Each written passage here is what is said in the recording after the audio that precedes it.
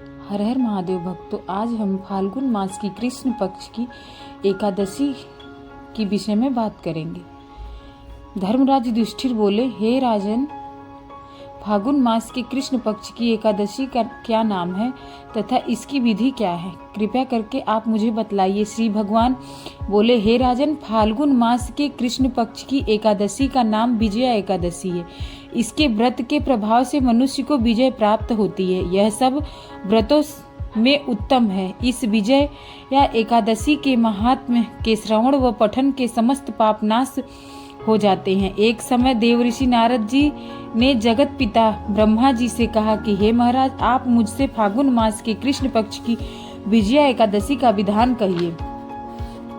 ब्रह्मा जी कहने लगे कि हे नारद, विजया एकादशी का व्रत पुराने तथा नए पापों का नाश करने वाला है। इस विजया एकादशी की विधि मैंने आज तक किसी से भी नहीं कही। यह समस्त मनुष्यों को विजय प्रदान करती है। त्रेता युग में मर्यादा पुरुषोत्तम श्री रामचंद्र जी को जब 14 वर्ष का वनवास हो गया, तब वे श्री लक्ष्मण तथा सीता जी सहित पंचवटी में निवास करने लगे। वहां पर दुष्ट रावण ने जब सीता जी का हरण किया, तब इस संसार समाचार से रामचंद्र तथा लक्ष्मण अत्यंत व्याकुल हुए और सीता जी को खोज में चल पड़े। घूमते घूमते जब वो मरणासन जटायु के पास पहुंचे, तब जटायु उन्हें सीता जी का वृतांत सुनाकर स्वर्गलोक चला गया। कुछ आगे जाकर उनकी सुग्रीव से मित्रता हुई और बाली का वध किया। हनुमान जी ने लंका में जाकर सीता जी का पता लगाया और उनसे श्री रामचंद्र जी और सुग्रीव की मित्रता का वर्णन किया। वहां से लौटकर हनुमान जी ने भगवान राम को सारी कथा सुनाई। श्री रामचंद्र जी ने वानर सेना सहित लंका में प्रस्थान किया, जिसके दौरान उनकी मुलाकात वकादलभ्य से हुई। मुनि ने मनुष्य का रूप धारण किए हुए पुराण पुरुषोत्तम समझकर उनसे पूछा, हे राम, आपका आना कैसे हुआ? रामचंद्र जी कहने लगे कि हे ऋषि, मैं अपनी सेना सहित यहाँ आया हूँ और राक्षसों को जीतने के लिए लंका जा रहा हूँ। आप कृपा करके समुद्र पार करने का कोई उपाय बतलाइए, मैं इसी कारण आपके पास आया हूँ। वकादलभ्य ऋषि बोले कि हे राम, फाल्गुन मास के कृष्ण पक्ष की एकादशी का उत्तम व्रत करने से निश्चय ही आपकी विजय होगी, साथ ही आप समुद्र अवश्य पार कर लेंगे।